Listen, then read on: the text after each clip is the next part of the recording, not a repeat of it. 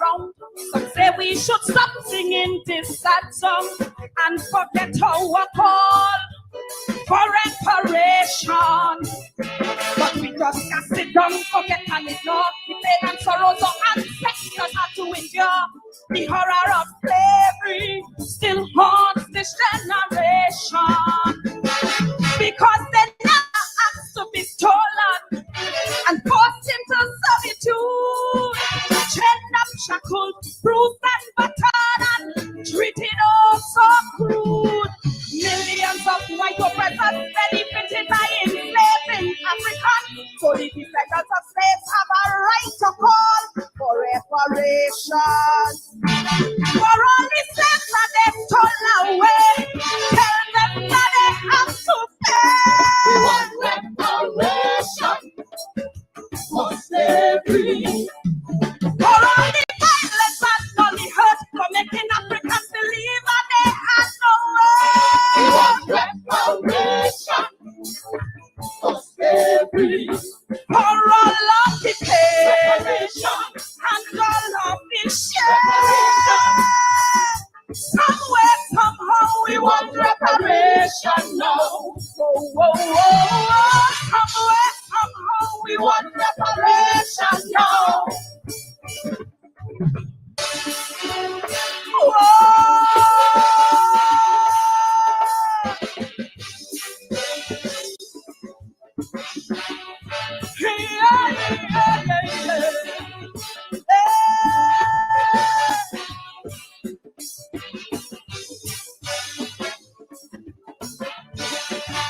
African women were raped by white slave masters to satisfy their sex-craved desires, while black men could only watch and do nothing.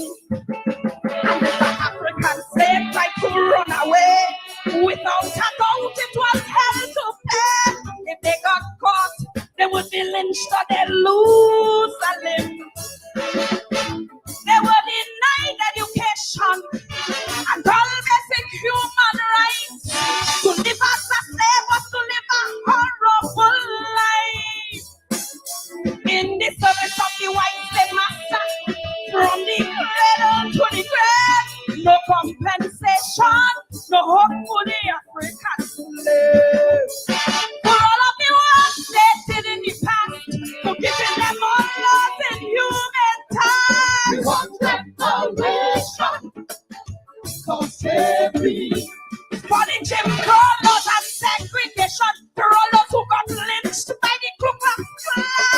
We want reparation for slavery. For all those atrocities, reparation. Painful memories. Somewhere, somehow, we want reparation now. Whoa, whoa, whoa. Somewhere, somehow, we want reparation now.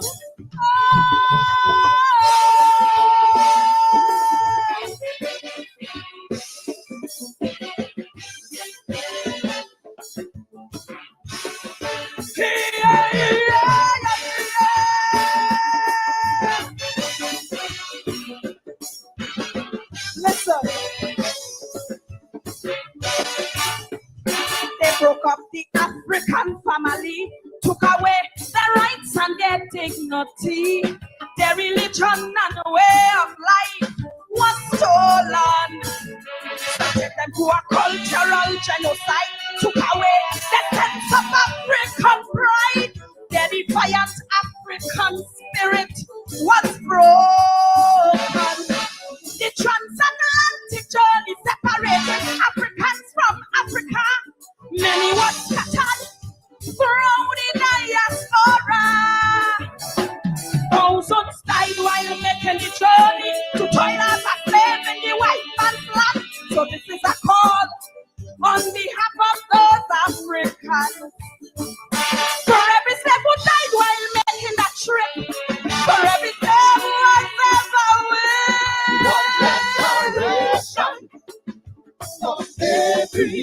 for every slave who was sold on the auction block, white men called them good African stock.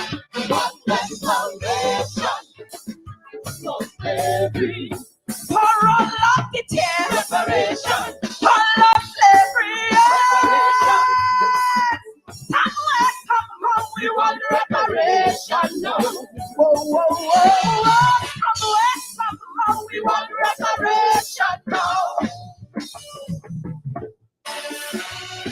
low. Whoa.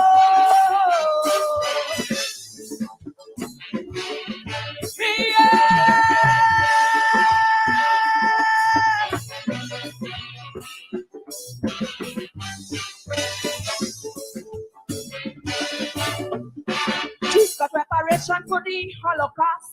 American Indians for their painful past. Aborigines in Australia got some as well. But not one thing for the African who expelled from their native land. It seems Africans were born to catch real hell. Great Britain and North America stole the wealth out of Africa. They built their empires on the back of slave labor. And when they said that slavery was over, the white slave masters got compensation. But yet today, Africans still fighting for reparation. Then I heard it from a British Prime Minister say, forgetting slavery happened yesterday.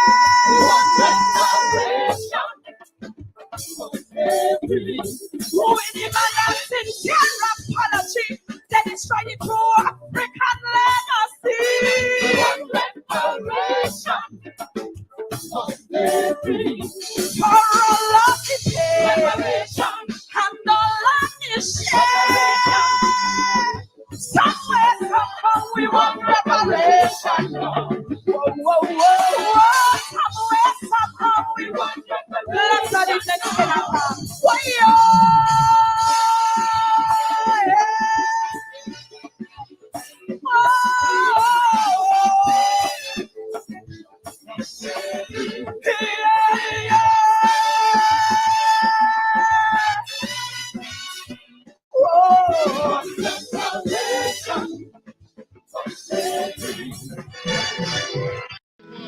Watch what eggs do to your brain. Your brain is showing signs of dementia. Sure, if this might interest you, but you or a loved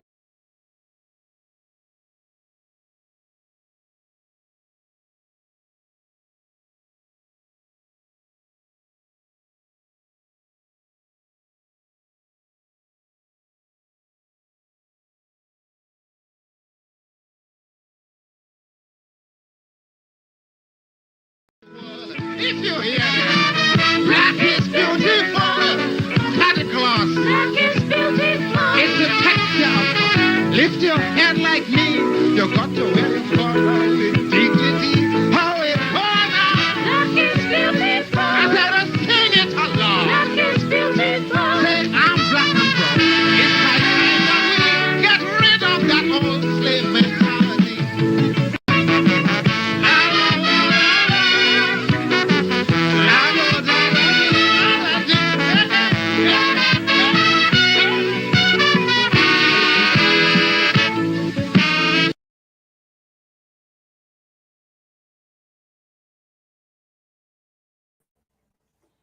Very good evening to you, and welcome to today's edition of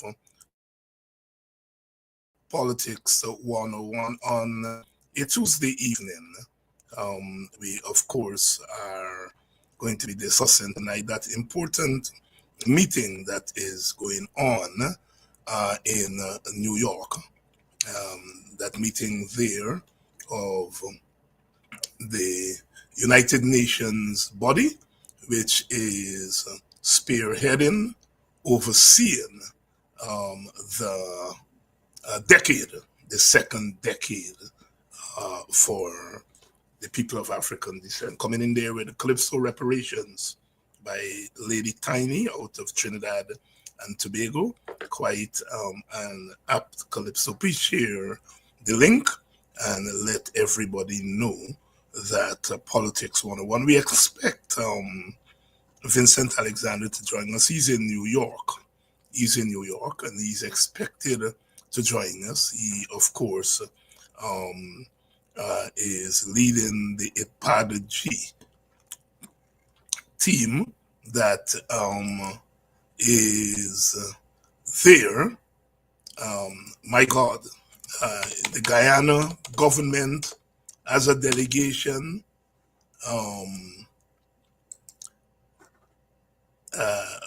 what's the ERC as a delegation. I noticed APAD as a delegation, and of course IPADG as a delegation. So there are 4 delegations from Guyana at this meeting. Oh my goodness. Who represent whom? This is a meeting looking after the business of African people. But my goodness. Hopefully Vincent is going to join us shortly to discuss some of the issues there. The theme, of course, of this meeting is reparatory justice, reparations. Who created this whole new world?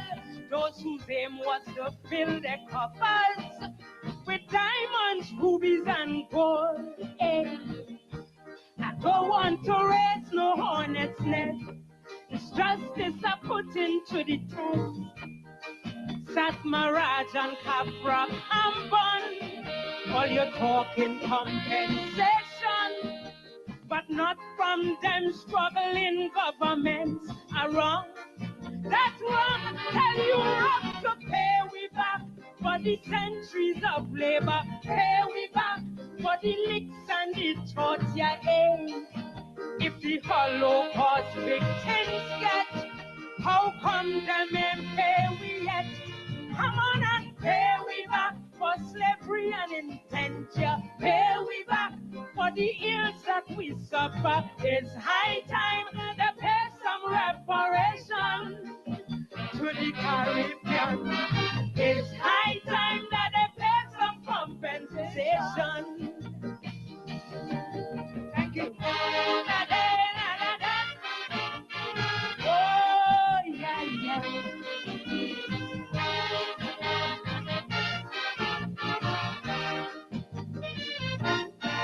Since they're gone, we carry one image, struggling class and disadvantaged, barrackyards, ghettos and slums, the hallmark of the Caribbean, financial and social depression, and no push, no talk about brain drain, always in a World Bank confusion, hustling for foreign exchange, and yet I don't want to raise no hornet's nest, but this is something we must address.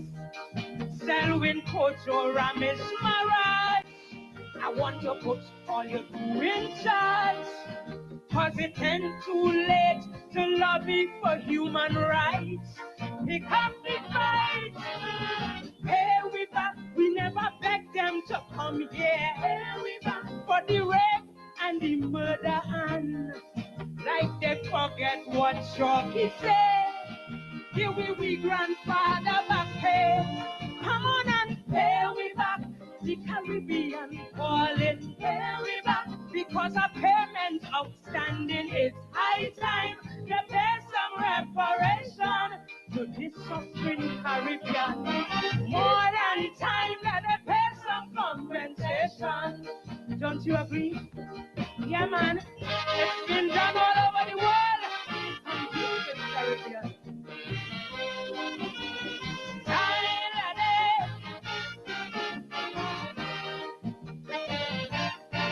Tell me how could the Caribbean survive the competition, the harsh economic race? They keep slamming doors in we face. We bananas, beaches and culture, we forever hustling to sell. Put this on CARICOM agenda and let them know we ain't doing too well. I don't want to raise no hornet's nest, but the Japanese victims get redressed. So about Africans and Asians, victims of colonization, left to languish in this shifting tropical space. Where the minority thriving, but the masses suffering, yes. Checking airports and embassies to escape from their misery. Come on and pay we back for that rough middle class. Pay we back for the rape and the carnage. It's high time to pay some reparations. Over the India. All high time that they pay some compensation.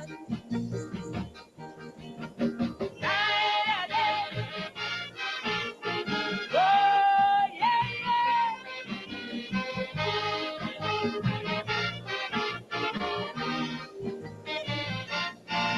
Arthur Lewis and Eric William Butler and them labor unions, they try to secure for we some measure of decency. But when you check a Guyanese dollar or talk to a Haitian brother, then I'm sure you'll agree with me that they leave we in misery. I don't want to raise no hornet's nest. Some might say just forgive and forget. But when you check on an English pound, to a three is 10 to 1, while riches still gleaming in the British crown. That's wrong. Come on and pay we back. The Caribbean uneasy. Pay we back with the struggling currency, boy. Let's remove the poverty line. We want it in cash, not in fine. Come on and pay we back. I hear the prince was visiting. Pay we back. I hope he carried this home with him. It's high time he pays some reparation to the Caribbean. More than time that they pay some reparation. Thank you.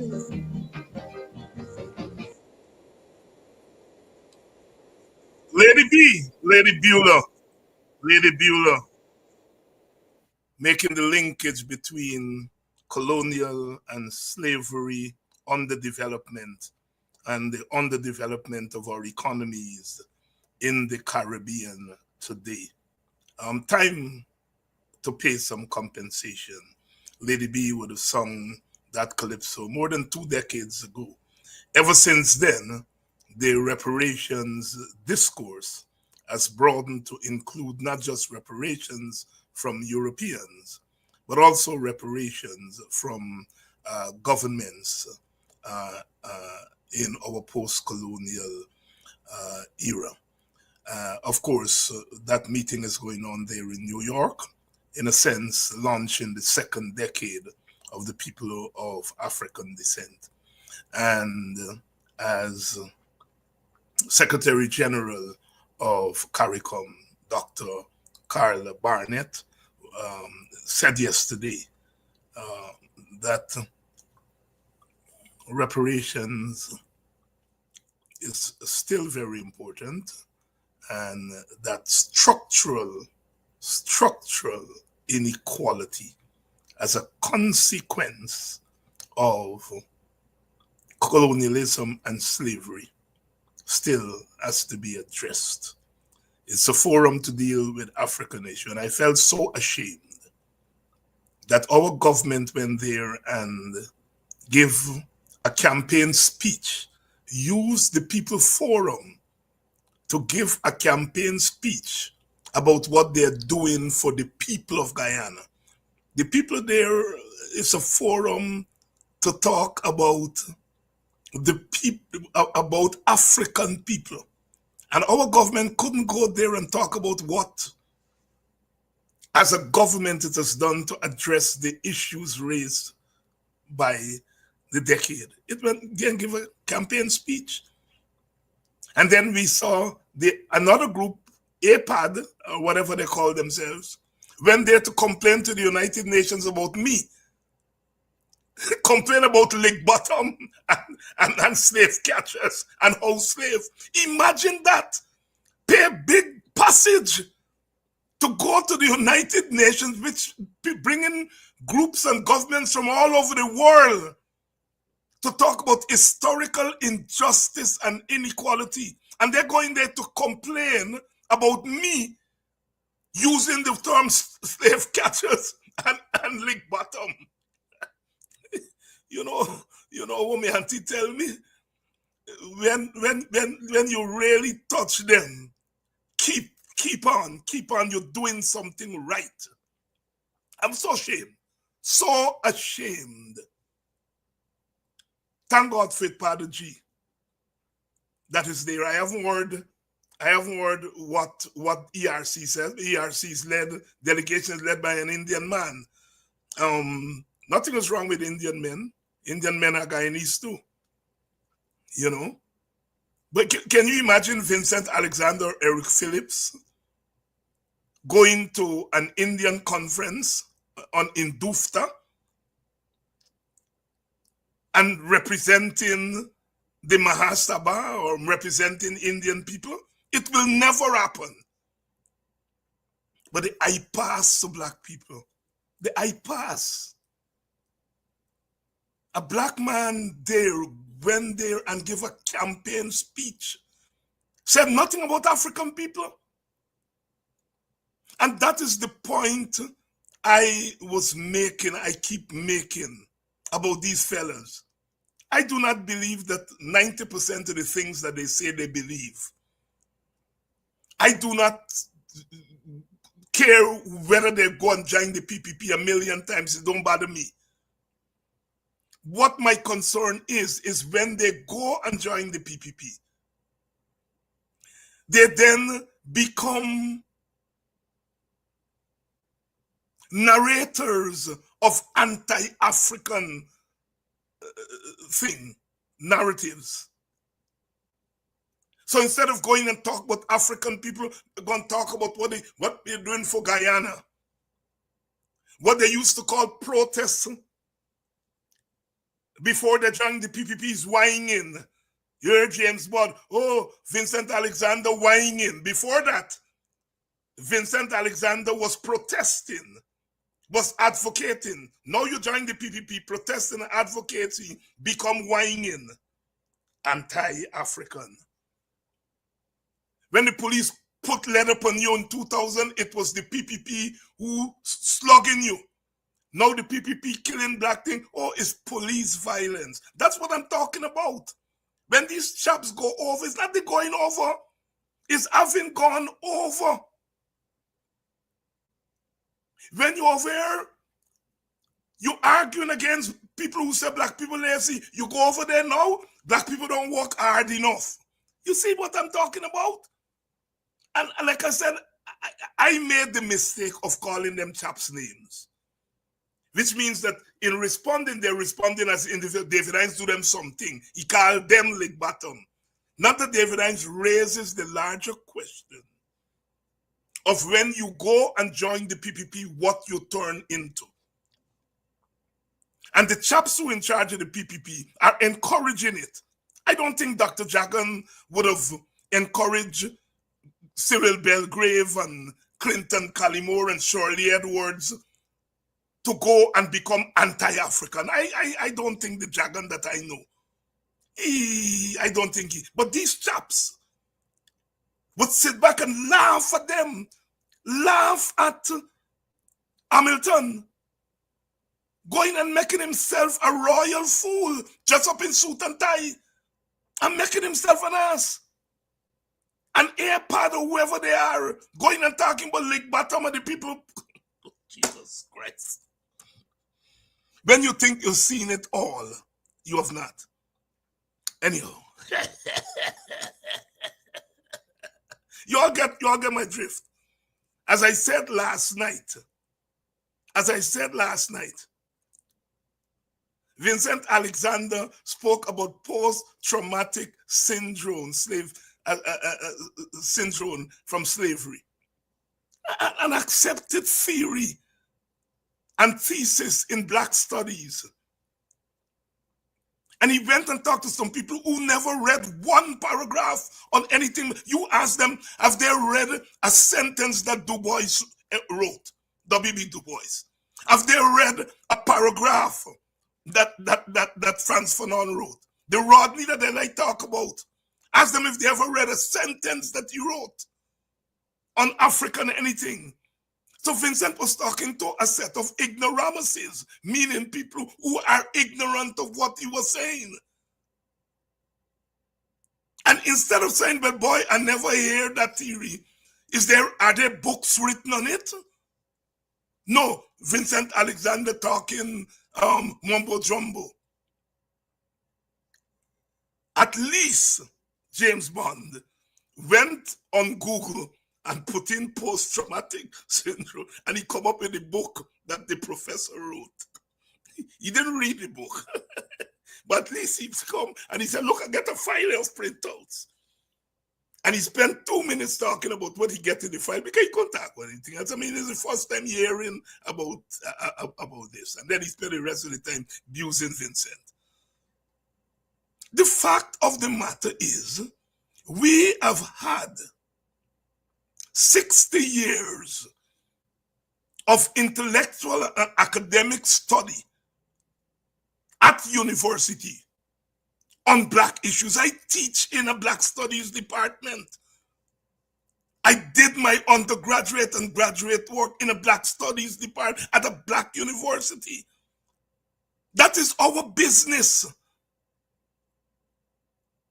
From the time a new book come out on Black Studies, flash on my phone, flash on the thing. That is our field. These chaps, that's not their interest. They're out of their depth when Vincent talk about post-traumatic syndrome for slavery. They don't know what he's talking about. Freddie went to school and did graduate work when they were reading Freud and them European social contract theories. And he has not read a single line on Black academic studies, not a single line. I know that.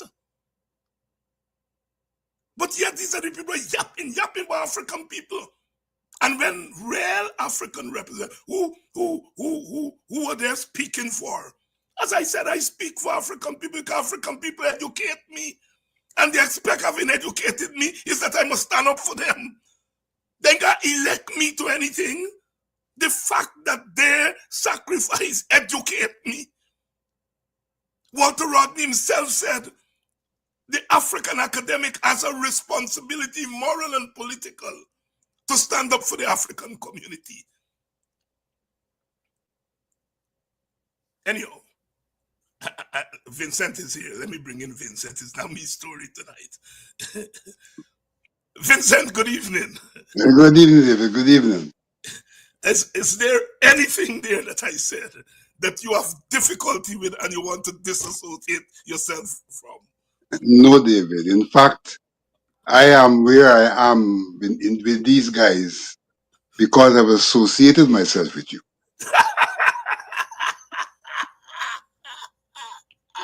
You know, Freddie invited me to a program and he gave me an option either of dissing you or dissing Bond. And apparently I seem to have dissed Bond. So now he's invite Bond to diss me Yes. and diss you. Yeah, that's the story. That's the story. I went to this program a little naive. I didn't quite probe them about what the topic would be. I feel comfortable. I can answer any question they seek to pose and represent myself. I got there and they raised this question of what you would have said. And what you would have said, that they related it specifically to Bond and Craig. And I made it clear I knew little or nothing about Craig, so I couldn't comment on Craig. But I knew sufficient about Bond to comment on Bond. So that really the exploration was about what you said generally in application to Bond. So I didn't go there to talk about Bond, but that's what was posed, and I responded. Yeah, and I was shocked when I I didn't hear the live thing when I picked up the papers or something this morning and saw that this organization, APAD, I didn't even know they were there in New York. And they were there to complain about being called house slaves and slave catchers and all that kind of stuff. You know, I was so embarrassed. I mean, at your former colleague, Minister of Labor, going there and giving a PPP campaign speech, and that's not even Demerara Wales, which is usually above the. He said that the minister said nothing specific about African people. Your thoughts on those two presentations? Well, we know what APAD is all about. Jagdeo told us, not Jagdeo, Ali told us in no uncertain terms that if you all believe you represent black people, we're going to organize some organizations to represent them. And we know about 2 years ago, the government sponsored this organization called APAD. They had a lunch at Rahamond Park where ministers spoke. So this is not something that came from the ground of African people. It came from the top in an attempt to superimpose upon African people an organization that seeks to represent them. We know that APAD is a body of people who sought to organize a parallel activity on Emancipation Day, parallel to AGDA, all of which is sponsored financially by the government. You know, that day they brought out hampers and all sorts of things. AGDA, you had to pay to go in. So we were being self-sufficient. APAD, they got buses to bring people, and still they didn't have any comparative number with what AGDA had. And so they have continued to attempt to superimpose in the African guidance community in the way the PVP operates, creating front organizations. That's essentially what they do, not only in relation to the people of African descent, but in relation to everything. Let me tell you a story. I headed a delegation to Cuba in 1978 for the World Festival of Youth and Students. Lyndon Forbes Sampson Burnham said to us that we had to portray a complete Guyanese youth community at this festival. And so the PYSM and the PIO were considered to be the premier organizations. And in fact, the YSM was a member of WFD, World Federation of Democratic Youth, the ones who sponsored this festival. We were associate members of YSM. We couldn't be full members because WFD wouldn't accept two organizations as full members. So we were associate members. But they encouraged us to work together as progressive organizations, so-called. And so what we did was to form a national proprietary committee that consisted of 18 organizations. 16 of those organizations came through the YSM, and 16 ostensibly came through the PYO. Now the YSM went and we got people like the YWCA who were for real, Flying Star Cycle Club who were for real, Ghana Assembly of Youth who were for real, and a number of organizations who were independent youth organizations. The PYO brought the young journalists, the young farmers, a whole set of front bodies. And you could see the problem they were faced with, because when we asked for addresses to communicate with these organizations, all of the addresses was one place, Rob Street. None of the organizations had independent addresses that they could have brought. All were Rob Street. So a lot of front organizations pretending to represent the people. IPADG represents 78 organizations. And here is Hamilton challenging IPADG, saying who we represent and what thousands of people have said. But the thousands of people ain't talking, he talking for them. He won talking for them and APAD talking for them. When we speak, Padaji, we speak for 78 organizations that are enjoying the right of association and the freedom of expression. That's what we are all about, the right of association and the freedom of expression. So we come together, we try to exercise the right of assembly. In fact, our organizations refer to as an assembly, the freedom of association, the right of expression. So he goes there, and this decade is clearly about three things. Clearly about three things.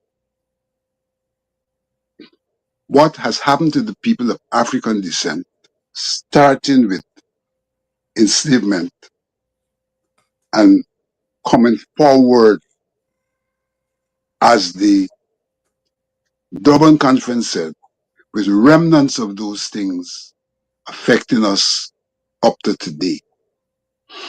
And in that regard, the declaration, the UN declaration, clearly identified institutional arrangements as what has continued as the basis for oppression and marginalization and other things, legal frameworks that have continued to be oppressive in relation to people of African descent. And so they said what you need is institutional changes and changes in the legal framework. But they also said that in that context, given that we have been disadvantaged by these things over the centuries, then there's also need for equitable action. So you don't just change the framework. You also have to have equitable action so as to bring up the people of African descent onto the same level with others for equalization. Then, in the context of equalization, all of us will be facing the same opportunities, embracing the same opportunities, accessing them, because the institutional arrangements and the laws will now provide for that. And here is our good friend, Mr. Hamilton, telling the world that we have gold scholarship, we got housing programs, without any reference to any specific program, project, policy, or measure to address what would have affected the people of African descent and still affects them today. And I give one example so people can understand when we talk about these things what we mean. I give the example of the land issue. The land issue. And two aspects of the land issue. There is something called prescriptive rights, where people can go and possess other people's land for a number of years, and if they have unhindered occupation, the land could become the land of the person who has occupied it. That's a legal something and an institutional something. It represents both. In Guyana, if one does research, one would see the people who are most affected by prescriptive rights, the people who have lost their land due to prescriptive rights, are the people of African descent. So if you want to give these people a fair chance in terms of ownership of their land and utilization of their land, you got to change that. You have to change that. It still prevails today. So here is something that needs to be changed in keeping with the pursuit of recognition, justice, and development. You recognize the people's ownership of their land. You're just to them. You don't take it away unjustly. And you leave them with something that they can use for the development. That example relates to all three goals of the decade: recognition, justice, and development. But in Guyana, what we have done, we have changed the law for prescriptive rights. And so the state now you can no longer get prescriptive rights for state land, which really belongs to all the people. And so if the people go on it and for some extended period, and the state not using it, then so be it. But no, you can't get prescriptive rights for state land. They have taken onto themselves all of the authority in terms of how lands, that are state lands, are distributed. And so you're stopping people who are the real owners from occupying those lands and taking it onto yourself to determine who will get what. But in relation to the private lands, largely owned by people of African descent historically, you're still allowing prescriptive rights. And so here is a good example of what we're talking about when we talk about the need for changes. And what Hamilton and the government are saying is that there's nothing affecting the people of African descent. Everybody equal. So everybody could be affected by prescriptive rights. What they're not saying, from a statistical perspective, who are the ones most affected? And this is historical. Historical. Who's the one most affected? How do we redress that in the interests of justice? So he goes and he makes these broad statements about housing and gold. And he's so ashamed. He's not ashamed. We should not be talking about gold at all. Yeah, We yeah, should not be talking about gold, because the only thing we can ascribe to gold is gold's being scored against us. yeah, We can't ascribe to gold any academic anything, because we have had to admit that in more than one instance, we said that we had arrangements for programs for the people who got those scholarships, and the institution says we don't know anything about that. And nobody has told us how much money was paid to the intermediary body that said they were looking after our interests. Nobody has told us what has really happened to people who've spent a year and 2 years ostensibly attending some university. We haven't been told those things, but we're still shouting about gold. And there's so much more I could say about gold, but that's not for tonight's program. And then we have this fund organization going out there and notably funded by government. There's no doubt that they were funded by government. We went to a forum where you had state bodies and NGOs. These guys eventually gravitated and sat under the state arrangement.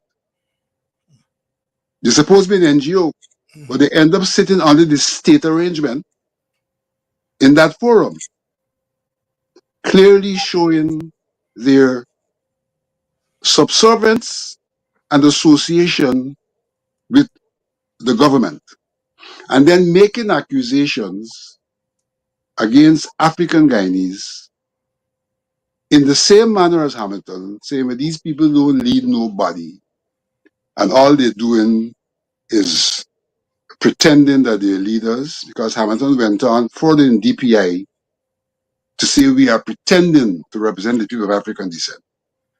You know, absolute disrespect for an organization that has a membership of 78 African Guyanese organizations, and that is open to membership of any African Guyanese organization which is registered or which has a history of activism.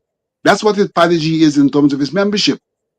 African Guyanese organizations registered or having a history of activism. And so he goes to say, who are they claiming to represent the African people? The African people have a right of association and to speak for their community. That doesn't mean one or two or three people might say, I don't know about them. That's very likely and very possible. But that doesn't mean that Bond could go on a program and question Padaji's existence and the work that Padaji has done, we don't have to counter Bond for what we did. We have to counter 78 organizations and the wider African Guyanese community. If Bond seeks to disassociate himself, he's free to do so, and we recognize his right to do so. But he can't now go out there attempting to say what we are and who we are and what we do. What puts him in a position to do that as he's attempting to do? So I go back to the point that this organization, Padaji, was formed to look at these issues related to institutional legal frameworks and equity. But what Bond is saying, that we get 100 million and we get 100 million and they say they get hundreds of millions as over the years. And what to do with it? That they use this money to set up black business and things like that. Setting up black business will be of greatest meaning when we have the institutional arrangements that allows those businesses to be set up in their own right and not to have to go and have a relationship with Bond and Ali and Jagdeo for your existence. That is still an act of oppression and subservience. So don't tell me how much black people get businesses set up when the way in which those businesses were set up, they had to go and call BJ. We want a country where everybody has the right of association, the right to access opportunities without having to pay allegiance. So we saw today, for example, one of the persons who turned up in New York, I'm told, it's one of them who got business on the East Bank. So he turned up as another representative. So these guys have a serious problem. They have a serious problem. They have become who they have become in search of opportunity and have emboldened the system which does not allow freedom of opportunity and freedom of association, a system that imposes upon you association to exercise so-called freedom. And so we continue to understand why we exist, what we have to advocate for. We understand the state of the people of African descent, and that indeed, given their state, they would want material assistance. But we are given leadership. Now we understand that mere material assistance at this point in time will not liberate the people of African descent. It in fact will enslave them in the current circumstance. And so we now be a party to rebuilding, having a renaissance of enslavement. We are about liberation. And liberation means that our first focus has to be creating the framework, the environment in which people can access opportunities in the first instance from an equitable perspective, because for some time they had not been able to build the foundation while others built that foundation. And even in that context, we were involved in projects because you want people to have the experience of self-empowerment. But $100 million is chicken feed if you are talking about creating projects in the African Guyanese community. So this nonsense about you get 100 million and hundreds of millions and you didn't give anybody, we are not into the business of chicken feed. We're into the business of empowerment. And what we did with the money was to seek to bring about empowerment. Empowerment.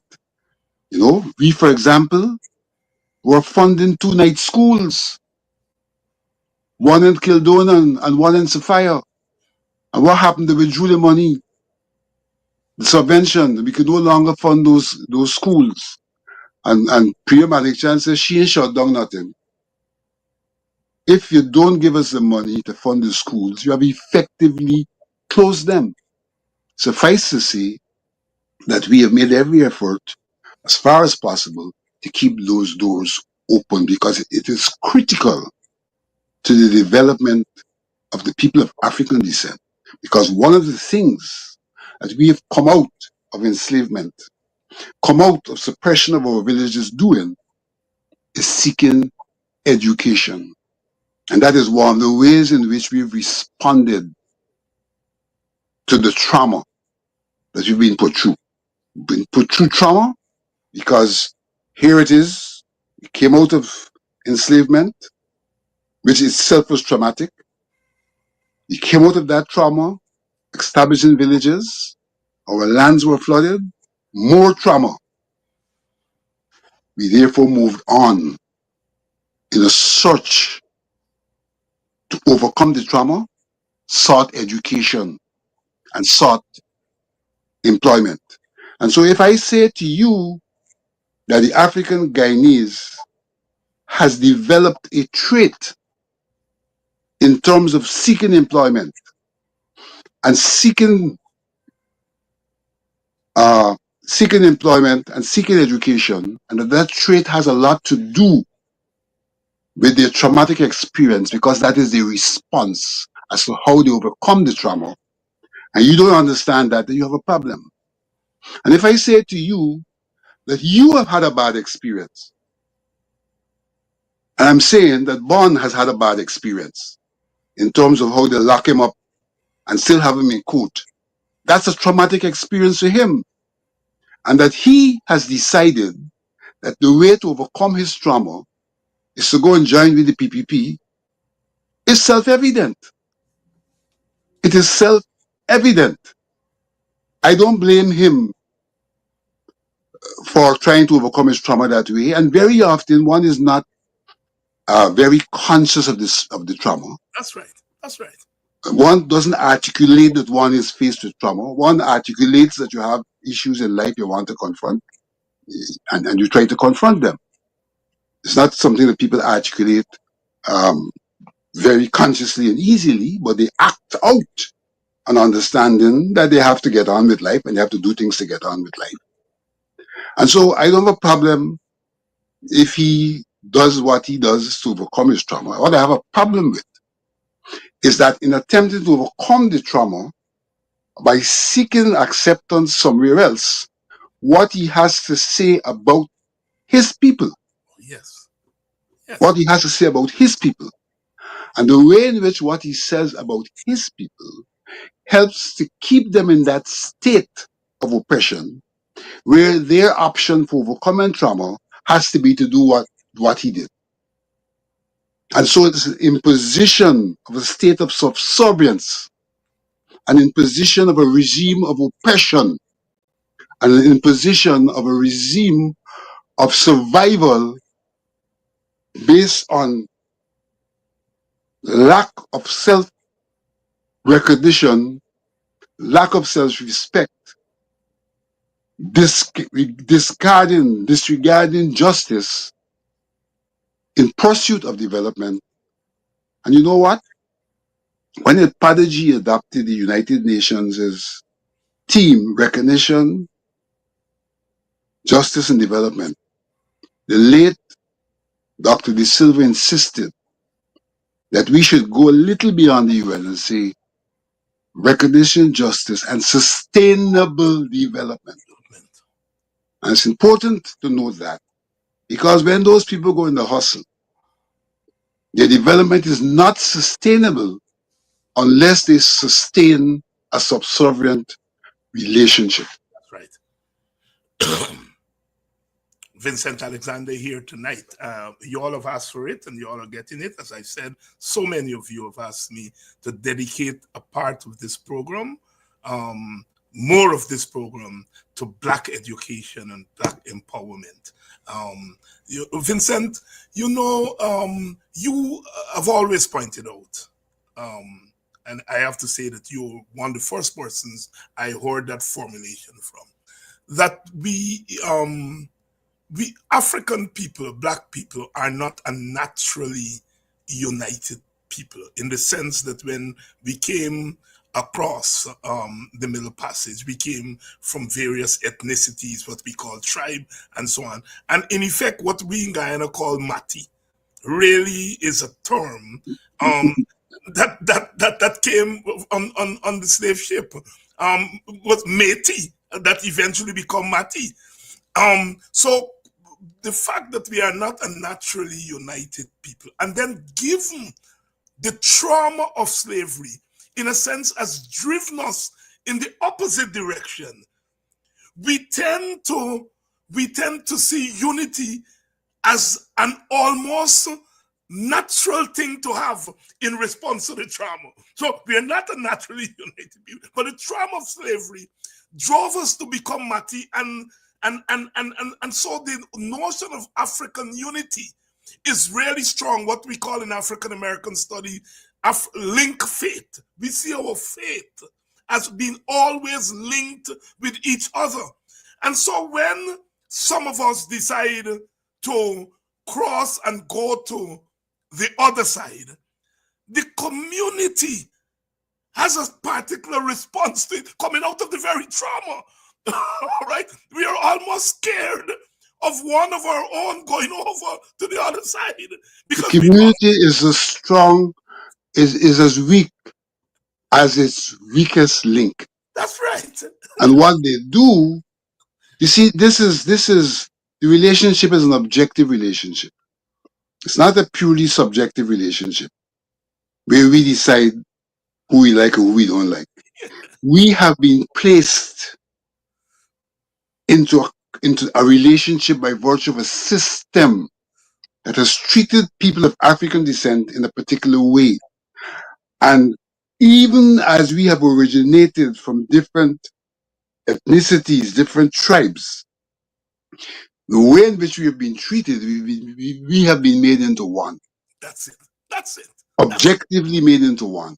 Yes. And so if we are one and one departs, it weakens that body. Yes. In terms of its mass and in terms of its linkages, because the link is broken. Yes. And this whole notion of choice in a community like the Black community has a different meaning from Completely. choice, the meaning of choice in European society. All right? Individualism has not been a strong impulse. It is not that we don't have individualism in the Black community. We are human beings. We are individuals. And in a subjective way, there is individualism. But Let me say that to this, to that. yes. Like everyone else, we have individuality. Yes. Okay. Good. We have individuality. Yes. And that's a reality of human existence. Everybody has peculiarities that can differentiate them from the group and from the next person. But individualism is quite different. Individualism is where one pits oneself Yes. against the others and is prepared to sacrifice Yes. anyone else Yes. in terms of self-interest. Yes. Yes. And that's something that goes to a very large extent with neoliberalism. Yes. And yes. something that has taken over the world, individualism. And in fact, it is something that threatens humanity because we are social animals. And as social animals, we should really be working in tandem. And when individualism takes over and we stop working in tandem and becomes like crab in a barrel, then we're threatening our very humanity. That's it. And so when those of us who fight individualism in our community, we're really fighting against something that threatens to destroy the foundation of the African community. But it's not just Africans, Amerindians, our indigenous people. A strong sense of community and so forth. Our East Indian brothers and sisters coming out of the caste system, they may have a slightly different attitude to individualism, but certainly Africans and Amerindians, indigenous people, given our experiences, we have a different relationship to individualism, and it is these things that if you don't understand our experience, this is what the United Nations is saying. When you listen to these chaps talk about black people and African people, you want to take the TV and throw it at them because you say, why are you so ignorant? You are talking about these people as if they don't have any history, no culture, no past. They just drop, as what people say, they drop from coconut tree. They drop from coconut tree, you chop them and you drink the water. That's how they treat African people, as if we don't have roots, as if we don't. And so therefore, to understand us, you have to go inside of that community and then come outwards to really understand that community and any other community. It's just a lumpus like that, like me and our parents.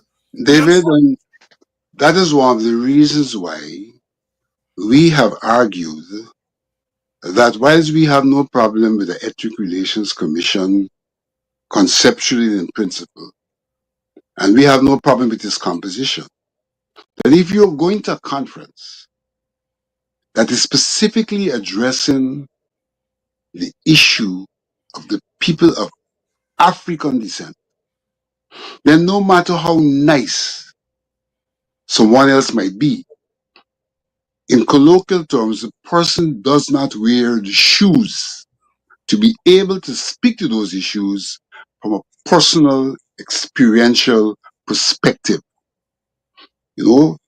We've had a lot of presentations over the last 2 days. In fact, yesterday, in terms of the NGOs, there were 40-something presentations. Today, there were 35 presentations. And the way those people have talked about not only the physical being of the African, but the soul of the African. A soul which is peculiar to the African, notwithstanding the diversity of the Africans based on the tribalism and all of that. There's a diversity. But there is a soul as well in terms of the oneness of origin and the way in which even in the very diverse communities that they embraced a communal approach to life. And this can be can become a very extended discussion, because what has caused the commonality of the people of African descent in the first instance is the environment in which they were birthed, in which they live, and which to a large extent shaped their personality. So notwithstanding the diversity, there's a commonality of environment that tended to shape their personality, though they may have had differences, which also were responsive to the particular environment. But the overall environment was common. And so we see that other peoples, having not come out of that environment, have been differently shaped. And so, whilst it is true that with technology, there are things which are now universal and common to all people, when we go back from a historical perspective, we can see that there is diversity across the globe, and that the way humans develop with issues like traits and things like that, even if you move out of that environment, you bring with you those traits. It becomes a part of the African personality. And that was another issue I raised. I had an experience once in Tanzania where there was one of our sisters, there was a young man constantly harassing her. And then she got annoyed that she was being harassed. And incidentally, I'm staying at her home right now here in New York. Quite coincidental. And so one day, she couldn't take it no more. You know, she tell the man, pute, which is a Guyanese term, a African Guyanese term, and probably a Guyanese term. And you know what that man did? The man immediately walked away from her. And as we continued to learn language, Swahili language, we found out that pute was the imperative form of the verb puteza. Puteza means to disappear. That man understood her because there was a oneness in this instance of their existence because of the inheritance of language, which is a form of identity. And so he disappeared. Pute disappeared. Came from the word puteza. So there are commonalities that bind us even as we are disparate across the globe. We have common heritage that bind us together. And then we have common experiences, historical common experiences in the newfound place that also continue to bind us together, more so in the face of others. We're bound together more so in the face of others, even if sometimes we don't recognize the extent to which we bound together. In the face of others, we are bound together. And therefore, nobody who doesn't have that heritage and that lived experience can truly speak for us. And that is why somebody like Hack can go to the permanent forum and say things that somebody like Hamilton would have said. Now, in today's presentation, Hack was not overtly speaking about anything African. He spoke about Guyana. But this facade that all is well and you have the ERC that looks after diversity and unity and harmony, those are the things he talked about. But he became conscious of a reality based on an experience or experiences he's had. The African Guyanese community, under the umbrella of Ipadaji, met with the ERC to indicate its objection to the African representative, the person that we elected under the guidance of the government, guidance in terms of the system being used to elect the person, to sit in the ERC. Now that the ERC is going to African Permanent Forum, that person is not going, Mr. Hack going. So we went and we registered our protests, and I'm advised that some of our comrades continued registering their protests yesterday morning in a symbolic picket outside the department building. It was all about that. Now, he obviously understand what happened there. But in the forum, we also had people who got up and said from across the globe that only we can represent ourselves. And he was there. Mm-hmm.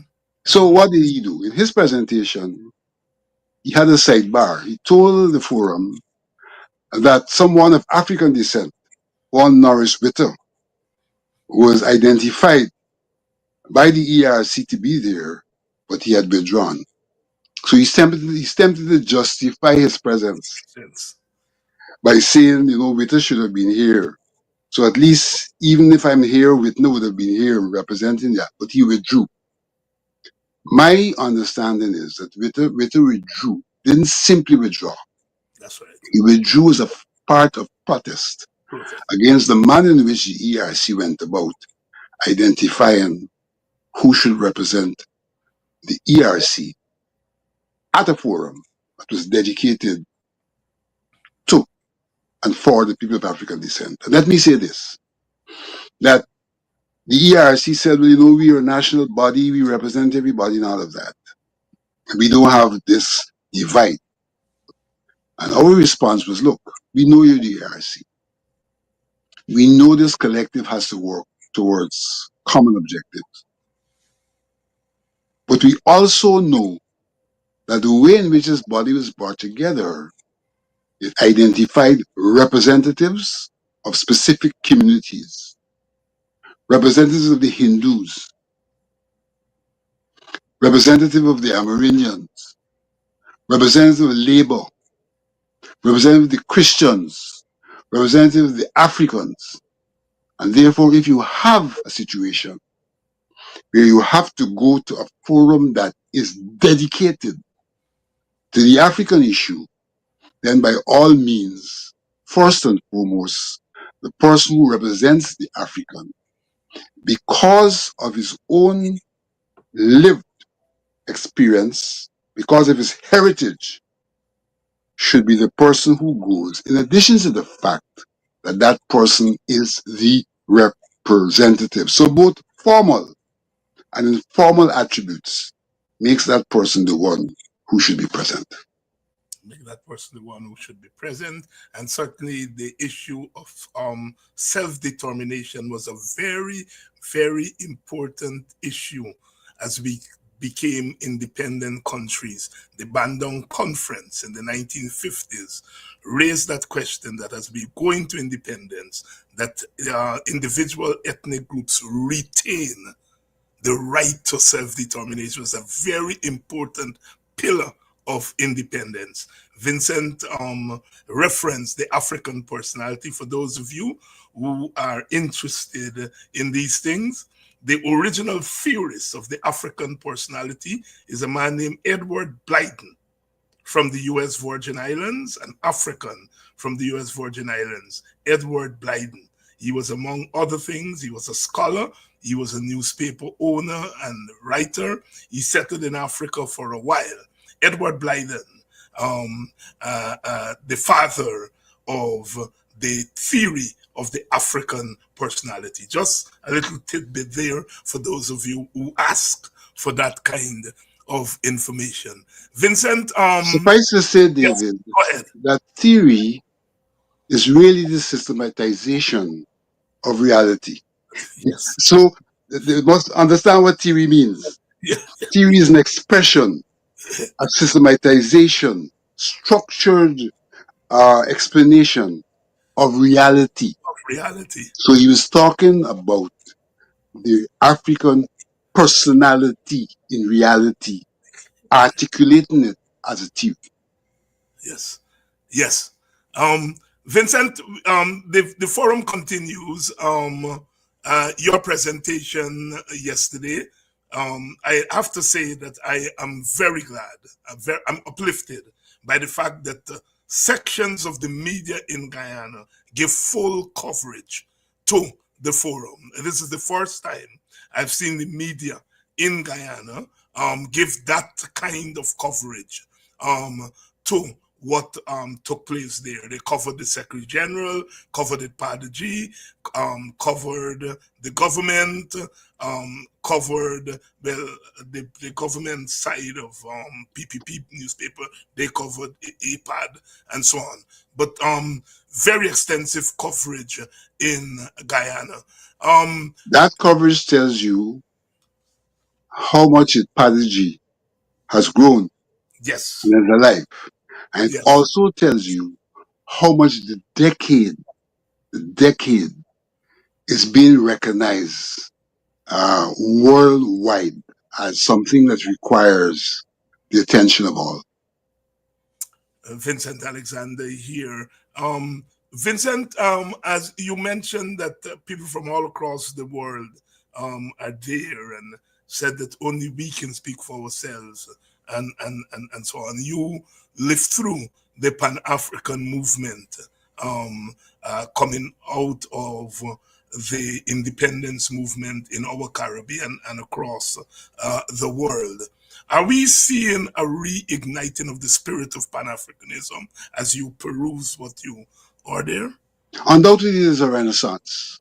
Undoubtedly, there's a renaissance. And even in that conference, there was a call by many for due recognition of Marcus Garvey, and Mhm. even a call for symbolic, physical expressions of that recognition.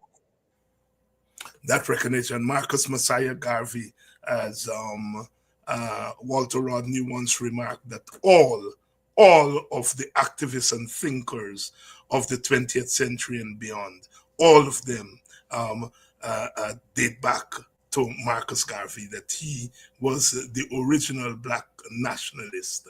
And he himself was very strong on the African personality as an imperative. Vincent, I know I have to have you back before the end of the week to, in a sense, give us a wrap up on the conference day, so we are not done with you. The conference goes up until Friday, right? Until Thursday. Until Thursday. So Thursday night is usually your night. So I'm booking you very early for Thursday, in which we can have continue this conversation, by which time you would have had a chance to peruse the entire conference. So tell the cocktailers that they to spare you. Not that you're the cocktail type, but you never know these things. I'll try my very best. Because you notice I got in straight from the conference today into this onto this program, and so the chances are that will occur on Thursday. But I dare say to you that if you have me on Thursday originally is dedicated to GCOM, and there is much that we still have to talk about Yes, in relation to GCOM. That though I'm here, I was in GCOM today, and so there is much, and therefore on Thursday we'll have to, I think, split it between okay. the conference and GCOM. Definitely. Again, Vincent, thank you. I know I work you very hard. One of my students was telling me today, they took it upon themselves to monitor this program for the semester, and they have to do their end of term critical analysis on one of them, and they're saying that they did a content analysis, and Mr. Alexander has appeared more time than any other guest on the program for the thing. So my students are doing research. So I said I have to apologize to Mr. Alexander because I clearly have overworked him, and even students from far away have noticed that. So I apologize to you, but we still have a date on Thursday. You're welcome. Apologies is not required.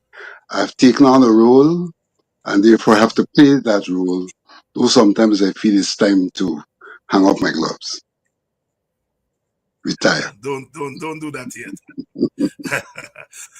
Vincent Alexander, a real trooper, really human service to our country, to our African community, to the Caribbean, and to the world. And you know, it's a question that I have always posed whenever I interview Caribbean scholars and personalities. Why is it a small region, the wider Caribbean, 35 million people, the narrow West Indies or English speaking Caribbean, merely 7 or 8 million people, why we produce personalities, whether they're scholars or activists, that do not only speak about and are active about Guyana or the Caribbean, but the world. Say, think about those, especially Africans who have become world leaders as activists, as scholars. Go back to the very Edward Blyden that I talk about, Marcus Messiah Garvey, Franz Fanon, Walter Rodney, C.L.R. James, George Padmore. These are all scholar activists who have not just operated as West Indians, but on the world stage. It's obvious that that experience that we have had in these small island states, former outposts, they have equipped us, our experience has equipped us not just to deal with ourselves, but to deal with the world. Think about it. Think about it. You know, even more political leaders, you know, the Burnhams and Manleys who took up the mantle in the 1970s of fighting for a new world economic order, a new world information order. Here are men and women from these small, tiny outposts, but having global voices. Global voices. You know, we are celebrating Guyana. We are celebrating Guyana.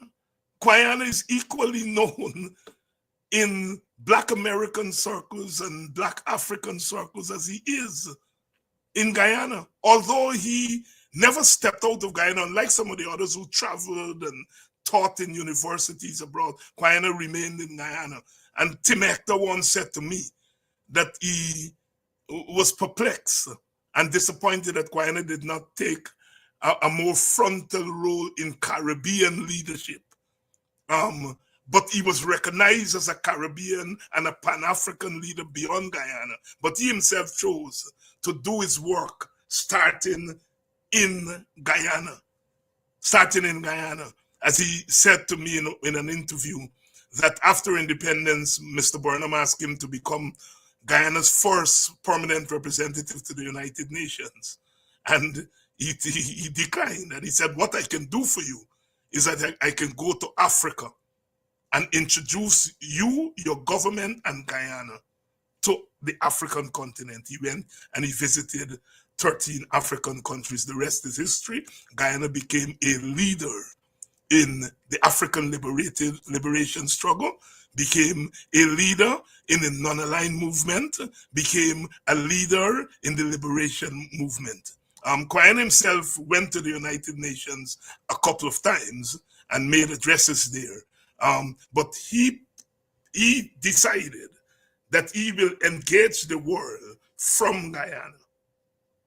Walter Rodney, for example, engages the same thing, but he engaged it first from Jamaica, then from Tanzania, and then he came back to Guyana.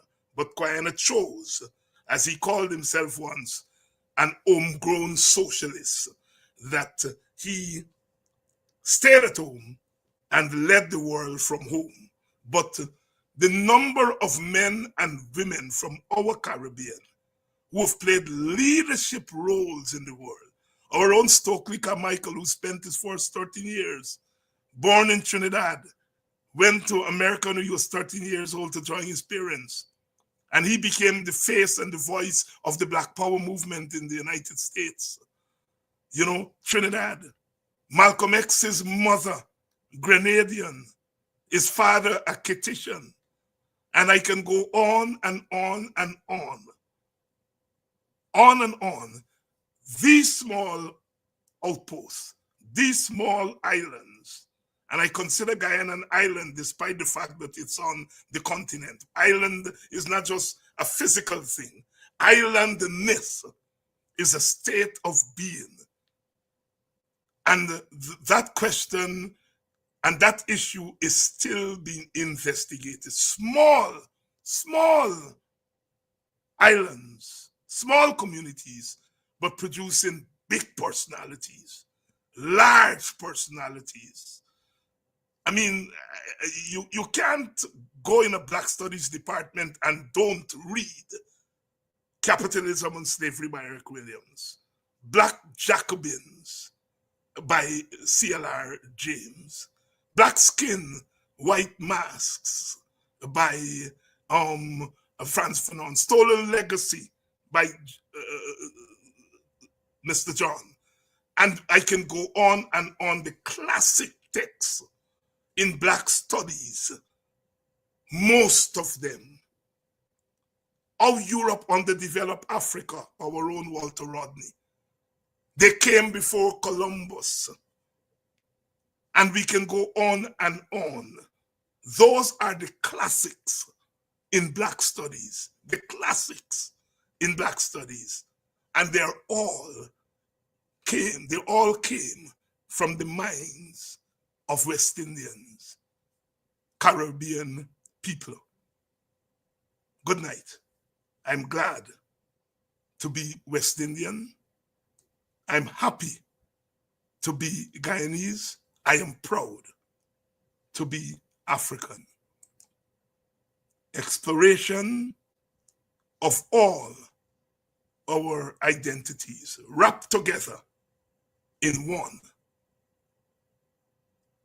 And that is why we are what we are, as Bob Marley said, and that's the way.